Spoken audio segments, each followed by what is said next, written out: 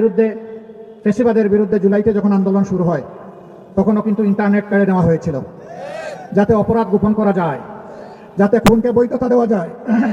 আবার আমরা দেখতে পাচ্ছি কার ইশারায় কেন সেই একই অন্ধকার গলিপথে আমাদের নির্বাচন কমিশন হাঁটার চেষ্টা করছে। তারা নির্বাচনের দিন 400 মিটারের ভিতরে সব ধরনের রেকর্ডিং বা ক্যামেরা, মোবাইল সব কিছুকে তারা নিষিদ্ধ করতে যাচ্ছেন।